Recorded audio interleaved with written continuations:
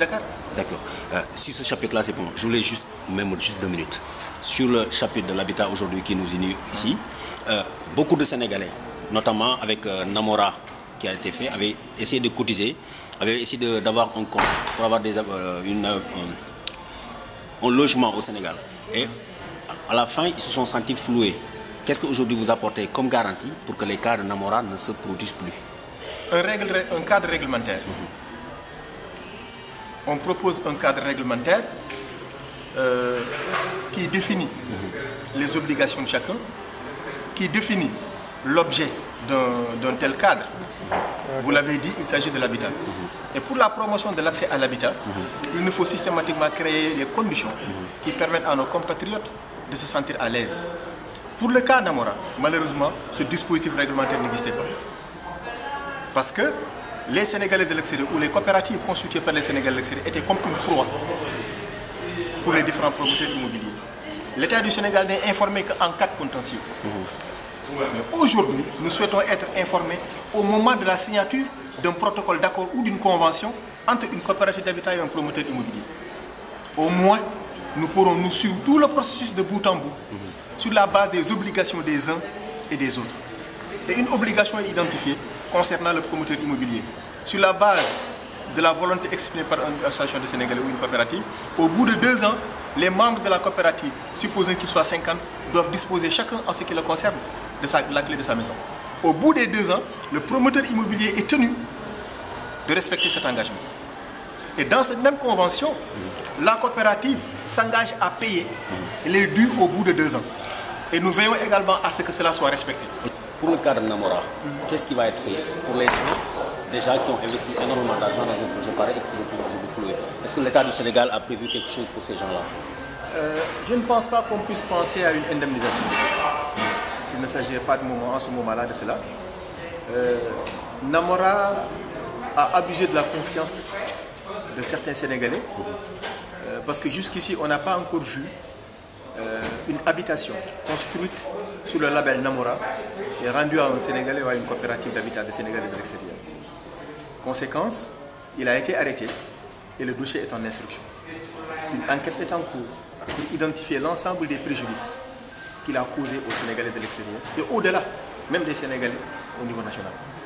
Je pense que ce dossier est en instruction judiciaire. Nous attendons de voir son évolution. Il n'y a pas d'indemnisation prévue, il n'y a pas d'assurance. C'est pourquoi je dis qu'on ne peut pas pour l'instant parler d'indemnisation.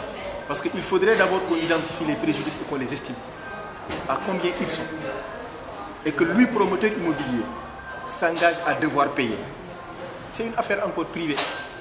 Et pour éviter cela, maintenant, si nous sommes signataires d'une convention entre promoteurs immobiliers, coopératives d'habitat, oui, on peut avoir une obligation allant dans ce sens-là. Parce que quand on parle d'indemnisation, c'était comme si c'est nous, l'État du Sénégal, qui ont été à l'origine de ces préjudices dont nos compatriotes sont victimes. Alors que notre devoir, c'est de les protéger pour qu'ils ne soient pas victimes de préjudices et de dommages et intérêts. C'est ce que nous cherchons à faire pour l'avenir. Sur ce marché-là, on voit aujourd'hui qu'ici en France notamment, l'association Une femme en toit était le label qui est connu, notamment dans le domaine de l'habitat.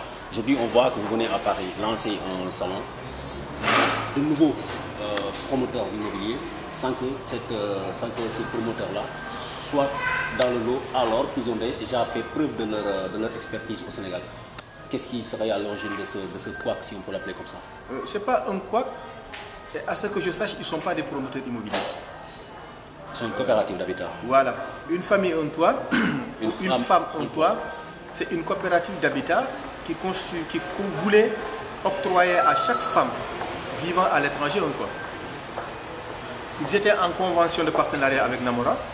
Malheureusement, je pense qu'ils ont beaucoup de problèmes avec ce promoteur immobilier. À plus de 3 reprises, nous nous sommes vus à Dakar, ils sont venus nous voir.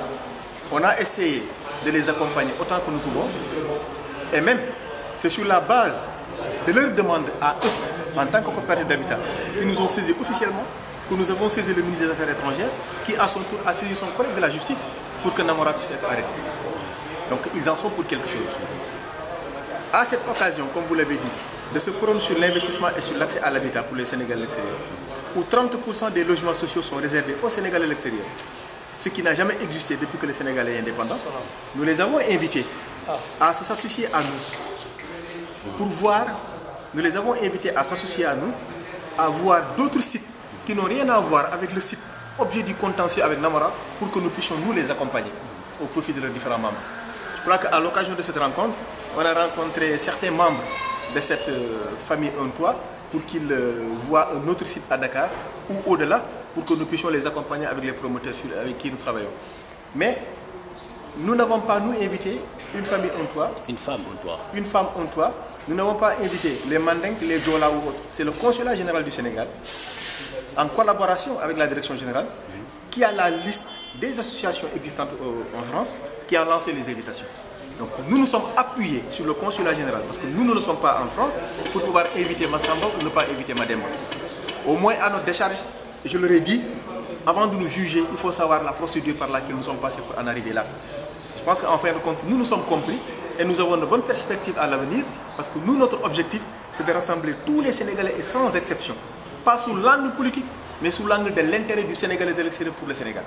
Et ça, on s'est bien entendu. À l'avenir, ils vont identifier un autre site qui n'a rien à voir avec le site où Namora leur avait promis des villas et qui est aujourd'hui en contentieux et que nous ne pouvons rien faire. Mais aujourd'hui, il y a des réalisations, des villas ont été, des clés de villas ont été remises ici à Paris. Oui, donc je pense concret par rapport qu'il y en a peut-être une vingtaine. Plus d'une trentaine. Plus d'une trentaine, à ce que je sache. Il y a eu 30 clés qui ont été remises, 2 fois 30, donc ça fait 60 clés qui ont été remises. Sur combien? Je ne sais pas. Et depuis combien d'années? Cette année. Non, depuis combien d'années ce projet dure? 2007. Depuis 2007, ça fait combien d'années maintenant? Comment peut-on construire de 2007 à 2015 que 60 maisons pour un projet immobilier? C'est pas viable. Il y a un problème. Je te parle de 2 ans pour accéder à tes clés, dans les conditions dans lesquelles nous travaillons aujourd'hui. Ce qui était derrière nous, au nom du principe de la continuité de l'État, nous sommes dans l'obligation de les assister, mais à condition que la justice ne s'en saisisse pas. Et c'est le cas pour Namora. Laissons la justice faire son travail. Je vous remercie.